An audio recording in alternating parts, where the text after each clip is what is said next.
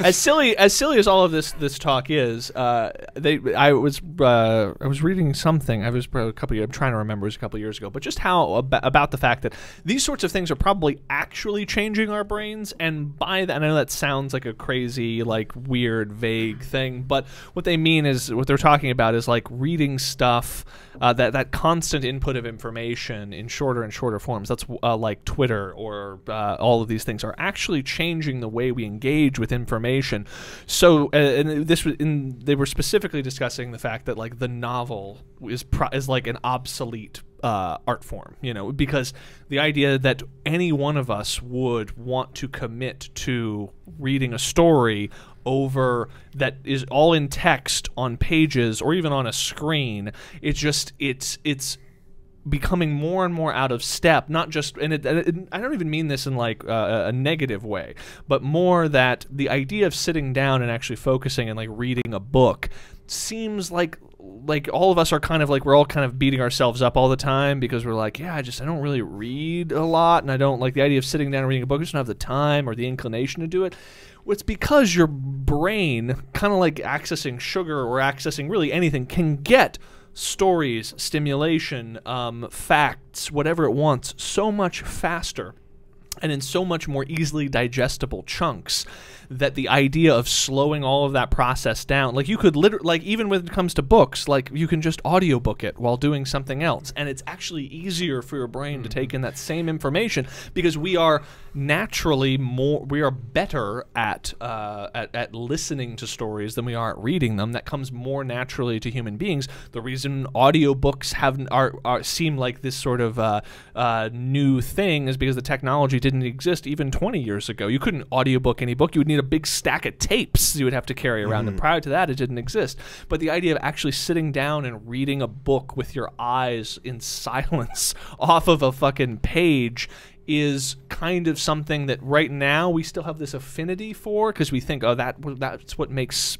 you know, people smart, is their ability to sit down and actually stare at a silent page for a long period of time, when it's actually an obsolete technology where now all of your information, and it's something that's more and more and more, doesn't even feel right to us anymore, because it just feels like a tedious way of getting a story into your head, or a tedious way of getting information into your head, relative to all of the much better, easier ways of doing the same thing. This is all Kyle's roundabout way that he explains to women, like, I don't read books. Yeah, I don't understand why anyone would.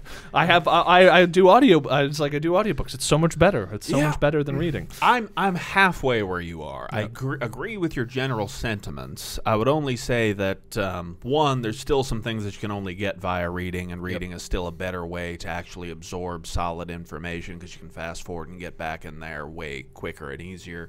But yeah, I still read a lot. I still do a lot of reading, but I must say I'm a person who's always taken to reading pretty quickly. I mean, I was the kind of kid who would be literally walking down the high school halls between classes with a book in my hands, just reading it, and walking up and down the stairs. So reading is solid.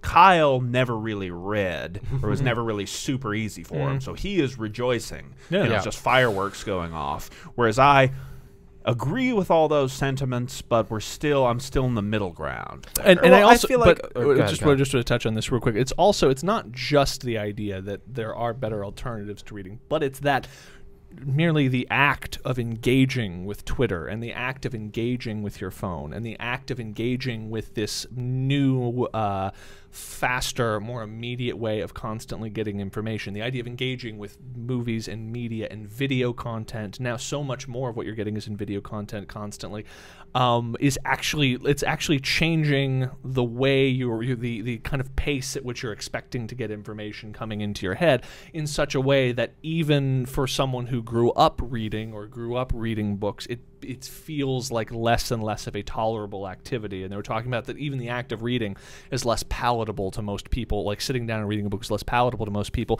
And it's not just because I guess I'm just a lazy piece of shit. It's like actually your brain is getting used to a different way of taking in information. Well, I think it's interesting because it's going to show like what kinds of stories are better suited for what mediums as well. Because there are some books that I read and I'm like in it, I'm down, like this is the way I want to, like, you know, get this information. And there are other books where I start reading them, I'm like, I might switch to audiobook on this guy. Like this one might be better suited for listening. I made that switch kind of partway through for multiple things there, where I started reading things like this would be easier just to audiobook, and let me buy the audiobook as well. I'm also wondering, is there a point, I think, in developing a quasi in between medium, or sorry, developing it's not a new medium exactly, but where novelists or people who aspire to be novelists, such as a young version of myself, don't bother actually writing the things down and trying to publish them in any form. But if you have a golden voice like myself,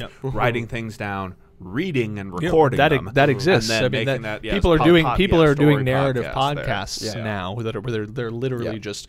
They're just it's a long form storytelling, long form textual storytelling, but it's bypassing that whole thing, which is interesting for a whole bunch of reasons. But I just think that's where potentially Kyle, you helped me discover my new medium. There you go. One of the cool things too that Amazon does with Audible/Kindle or whatever is if you have the audiobook and the Kindle book of the same thing, it will track where you are in both things, so you can listen to it in your car and then pick up the book version later if you feel like reading the thing, and it will track where you are in the thing. Yeah, but one of the things I don't trust that. That shit's spying on me. But here's the other thing. But here's another important distinction in terms of nonfiction stuff.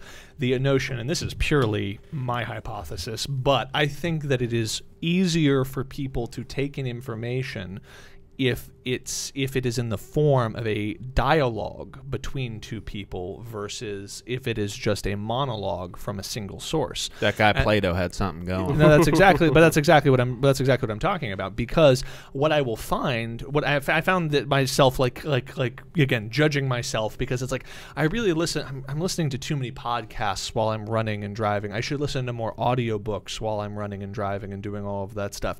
But it's like, the audiobook I'm reading right now is like is the Steven Pinker book, Better Angels of Our Nature. And then the podcasts I'm listening to are like Waking Up with Sam Harris, discussing a lot of the same issues, but one of them is getting, like, I'm listening to hours and hours and hours of the podcast, and the only real difference, other than the like air of prestige around the idea of a book versus a podcast, is that for some reason the podcast gets info into my brain effortlessly, whereas I feel like it takes a burden of concentration, incrementally so, but more of a burden of concentration to pay attention to the audiobook, because I believe also it is slightly removed from our natural way of actually taking in information, whereas a podcast could be the exact same information, but because we as humans like to hear other human beings interact, we are taking in the same information, but over the course of a 3-hour podcast, it feels effortless, because listening to two people talk to each other, ask each other questions, the kind of the like little back and forth of ideas in a conversation is just effortless for us. And so that's why I'm thinking even take it a step further and actually, in terms of the nonfiction realm, actually talking about like structuring out ideas and then taking those ideas and putting them in a kind of extemporaneous dialogue format versus thinking I need to just go and write it all out in prose, because that actually will make it easier for the viewer to receive that. We've gotten far afield of fitness. Well, no, I do hear what you're saying, because I think there's like this social cueing of listening to people talk about something where you're thinking about it a lot more as a participant as opposed to an object, right? Because when you listen to an audiobook, you're supposed to be the receiving end of this information, whereas if you're listening to a podcast, you're almost participating in a conversation. So, I don't listen to a ton of podcasts, but I occasionally, except for this one, I occasionally have Rogan on while I'm working, and I'll have it on my second screen just so I can have something to like glance at and look at. If he says something, I can look at his expression to figure out what he's trying to convey there. But also, just in general, I can hear something, stop for a second, like, oh wait, that's really weird, like why would he say that, track back, and then I already have my thoughts about it. Whereas like if I'm reading, I have to read something multiple times to really be able to, you can engage in a dialogue with a page, but it's much more simple and a lot easier for your brain to feel it than when you're engaging with a conversation, even if you're not actually a fucking part of that conversation.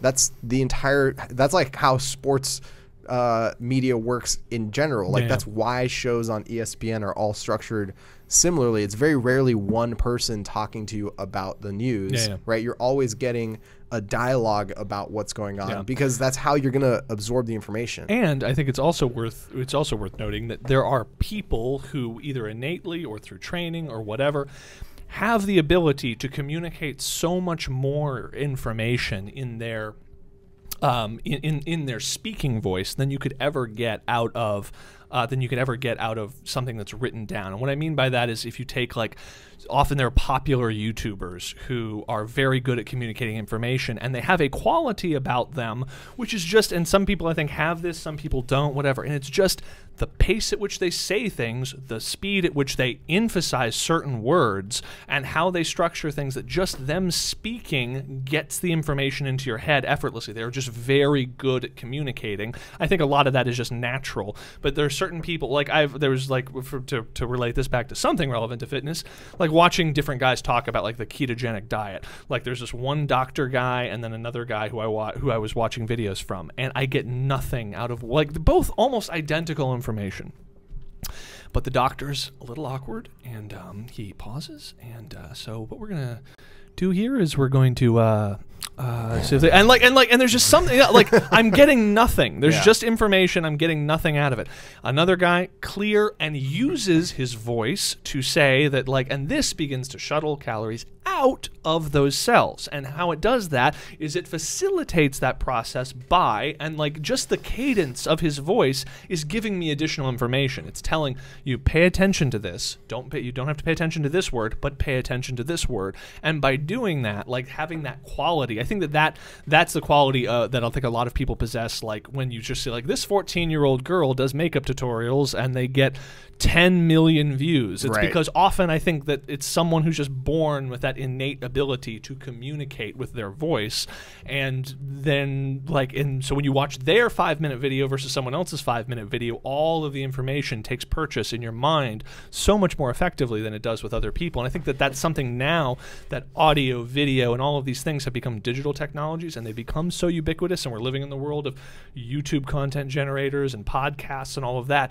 That skill, which I don't think has even really been clearly defined by anyone, if you've even given a name, is becoming this very valuable thing. There's all sorts of people who have podcasts who, I started in my bedroom and now all of a sudden I have millions of views. What are the odds? And it's because they just have some quality about them that makes the information that they want to communicate about whatever, fitness, let's say fitness. For the sake of this podcast. Easier to take in, and I think that's that's really interesting. You see that with something like Khan Academy, which is now this huge online school. Yeah. I haven't paid attention to that. Wow. Yeah, it's only getting bigger. Yeah, but it's like literally a guy, like his niece needed to like learn math. So like he got out a tablet and just did a screen record of this tablet and just started like doing math lessons. And there's just something about his voice and the black screen and all of that. He's just a good communicator. And so he put it on YouTube just as a way to like email her the video. And then it ended up getting like millions of views. So he made more videos and more. And now he's built an entire online education academy. And which is what's really interesting about that is how it affects the idea of education, like how it affects education in general is, remember in school when you would just have a shitty teacher in one class and a good teacher in another class? Like the chemistry teacher's really good, so I know about chemistry, and the biology teacher was really just kind of phoning in, or maybe just wasn't a good communicator, and as a result I know nothing about biology. And what we have, and so it's just, and it's not saying anything against school teachers, but majority of people don't have this quality. So if you just happen to stumble into a good, a class with someone who's a good communicator, suddenly you know all about that subject, and it's just the luck of the fucking draw. Yeah, and here, by the way, I just want to add a say further that thing. internet democratizes that in the sense 100%. That we all can have the best teachers, not just in our school, but the best teachers in the country teaching us every subject all the time. In the world forever. Yeah. Just because, just to further riff on the Khan thing, Salman Khan, he started out with just tutoring his niece there, but ultimately he's got super comprehensive in multiple subjects, but super comprehensive in math. literally having a video dealing with basic arithmetic, 1 + 1 = 2, all the way up through higher calculus, because he's an engineer and he's good with that stuff, all on YouTube on video for free. So what basically means is that right now and forevermore, a complete math education from 1 + 1 = 2 to higher levels of calculus exists online for free forever, period. Yeah, and arguably, just to touch back on that thing, and arguably in a far more effective way than pick any 10 random first grade teachers, and they probably just don't have the same quality of communication that he does. And it's just because the sample size for the internet is fucking everyone. And so if someone distinguishes themselves as having that ability, then one could probably get a more effective understanding, or more effectively be taught math through the Khan Academy videos than whoever is the random person who ends up in your kid's kindergarten. The ones who moved there because their family moved there, a month before. Or whatever. But I'm talking about a more disruptive thing. This is the other point, which is noteworthy. It's a complete math education from the very beginning to the very end, is available online for free forever. How much money is being spent in the world on educating kids in math? Oh, yeah. Is it, I don't know, $100 billion a year? Yeah. $100 billion a year seems like, I'm just tossing it out there, but it seems a reasonable amount is the money being spent by parents the world over, the English-speaking world, let's say, although it's being translated.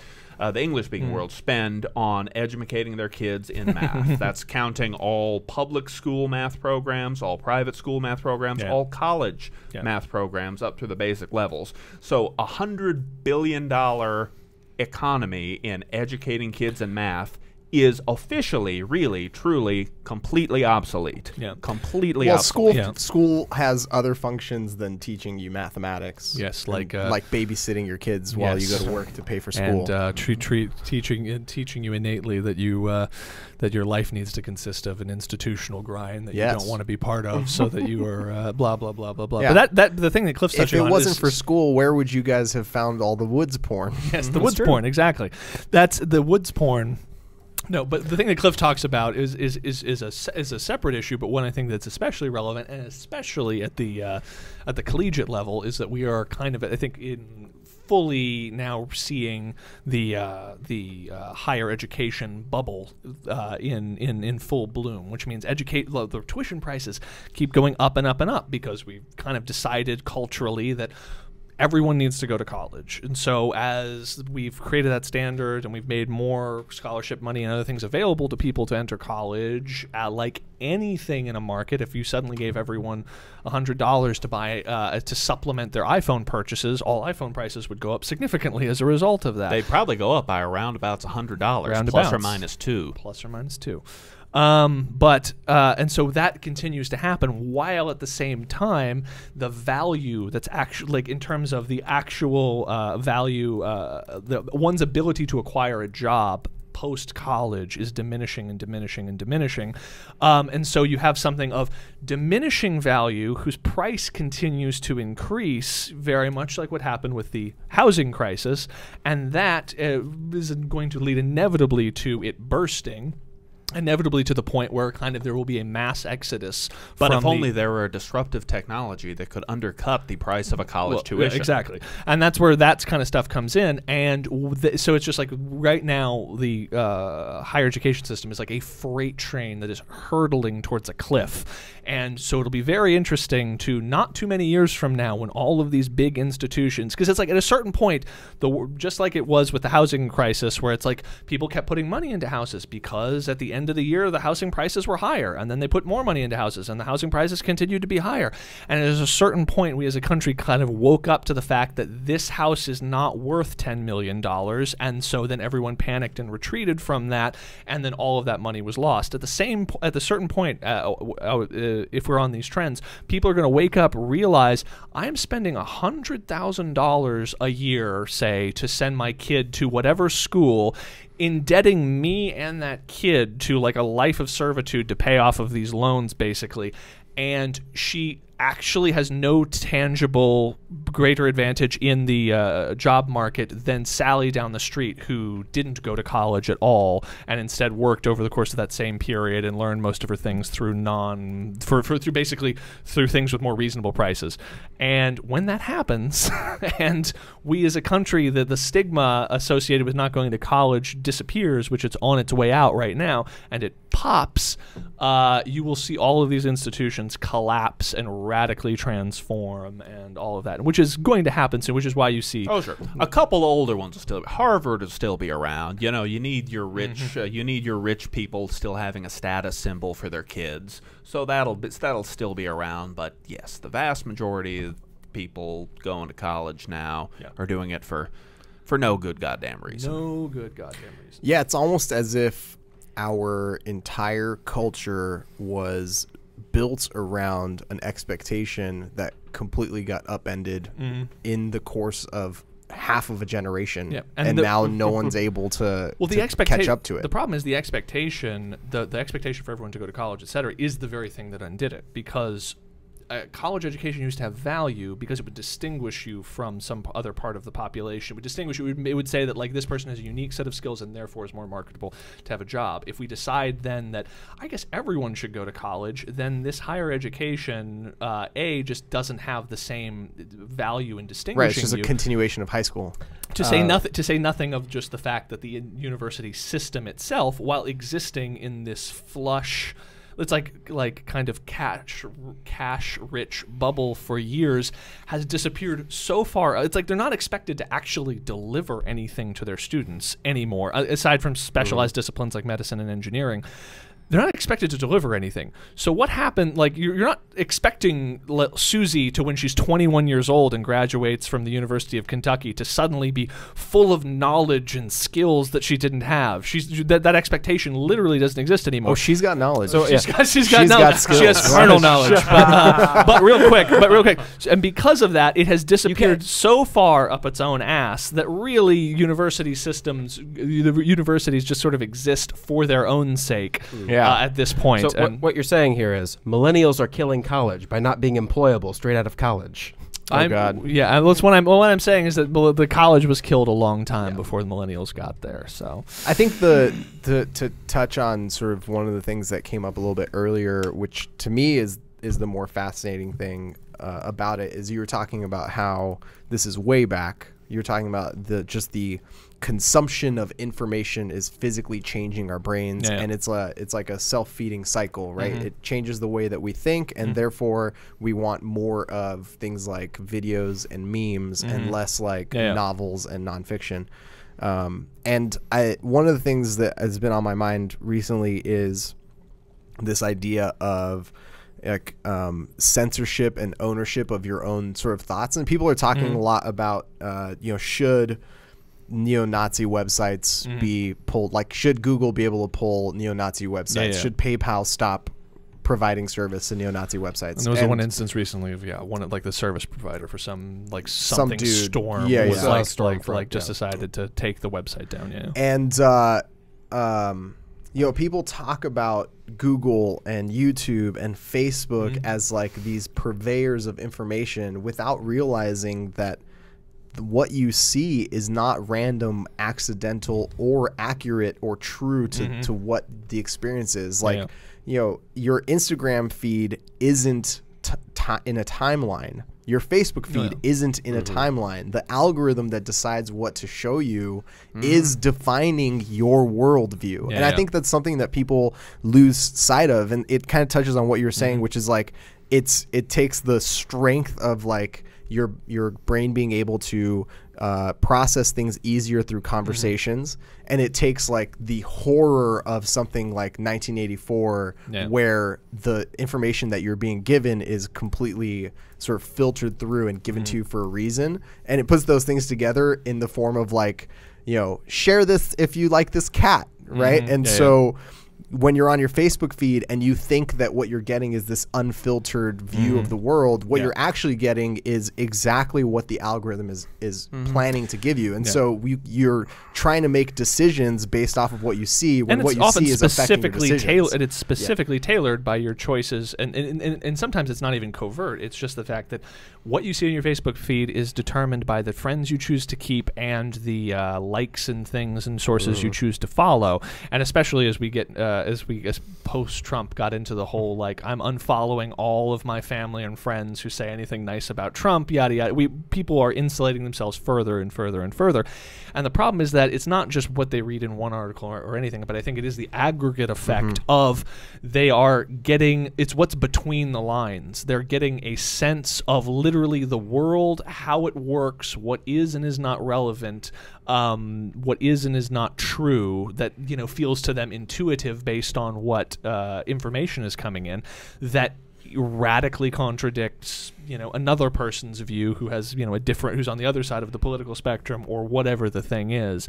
And so it's just it's a very complicated problem, but the easiest solution is actually probably the hardest thing to do, which is quit going on those sites and trusting those sites for any sort of real like viewpoint. It's not even just the social media though, because even with Google, for example, one assumes that Google is a way by which one gets searches for objective knowledge out in the world. But even Google searches have an algorithm that comes out of it that filters now not just based on what's the most useful information, but even ideological things. If you Google something, the algorithms will present your results in a certain order based on ideological assumptions at Google that don't want you to know certain things and shit like that, which is only going to be increasing given this current environment. That's just they're just leaning harder and harder into that. It is mildly disconcerting, the fact that regardless of where you are on the political spectrum, the notion that the tech companies that really are that really are our lens to view the world right now, be it, Google and Facebook and all of those things, are becoming more and more comfortable with the idea that like we have a moral obligation to shape how your view of the world. That's terrifying. Based on the intrinsic good of some narrow spectrum of the political continuum that they happen to be on, and that's kind of terrifying. Yeah, how else do you know shit about shit other than fucking Googling it? Right. Is there other ways to find out information about a thing? Alta Vista. Ask Jeeves. So again, I was going through this thought process earlier because I was listening to NPR and they were talking a little bit about that censorship, and they see where you get your information. That's right. And so the thought came into my mind, like, what is it that people are afraid is going to happen just being exposed to this information? Like, listen, if you're wandering around the corners of your Facebook and some neo-Nazi link comes up, it's not the neo-Nazi's fault if you look at it and go, good point. That's your family's fault. Like, people around you fucked up a long fucking time ago. But here's the thing: is that like I'm honest, as terrifying as we were saying about Google, like that's not as concerning to me or as frustrating to me as just the degree to which people now are just willfully boxing themselves into these things and are doing so with 100% confidence that they have an objective, that they're getting an objective sense of the world and how it works and blah, blah, blah, blah, blah. I remember talking to some friend of mine who's like very far into the political left, and we were having a conversation about the New York Times. And I referenced the New York Times as was saying, well, you have your Fox News on the right, you have New York Times on the left. And I remember saying, and I remember him being like, the New York Times doesn't have a political bias. And I remember saying, like kind of saying, it was like, well, I mean, I get from where you're coming from, and you probably don't need it, but it does. And then the follow-up to that was just they check all their facts. Like there's all their sources are fact checked. They do fact checking. I'm like, what the fuck does fact checking have to do with it? It's like it's about the omission. It's like you can fact check all day long. It's about the selection and omission of content and the selection and omission of stories. Like if you go to Fox, what page you put a story on, but just let's just use the broadest and most simple. You take something like fucking Obamacare. Like Fox News is going to show you all of the like middle American small businesses who are now going to have to lay off half their employees because they can't afford to buy them insurance. And the New York Times is going to show you all of like the poor families from the inner cities who are now for the first time going to get health care through Obamacare and all of this. And the people who the Fox News viewers are only going to see Obamacare as this thing that's wreaking havoc on small businesses, and people on the left who are, let's say, who are reading the very fact-checked New York Times are only going to see the other side of it.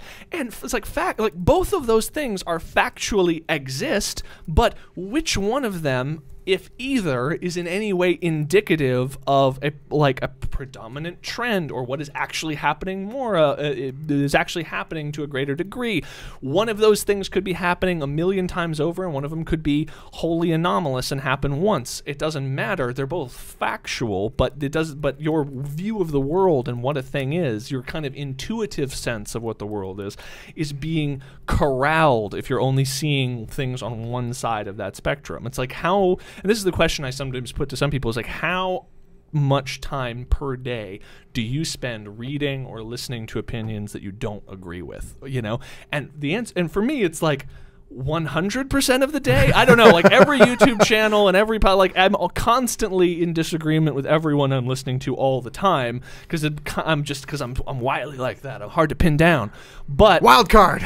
But I genuinely believe because that I'm willfully contrarian. Yes, but exactly. But the other side of it, I believe that the answer for most people is 0% of all days, because why would they? Right. And if something does pop up, you know, unfriend or whatever, but they spend 100% of their day listening to sources that they agree with 100%, which is so far away from where my head is about all of this. It's baffling to think about. Yeah, this idea that you have complete ownership of your own worldview is noble, but absolutely not accurate. Unless you are, I mean, it would be a full-time job to rid those sort of like leaning directional worldviews from how you gain your information. Just something simple as reading the news. There's no way without actively spending time to find it to get rid of those types of biases. And this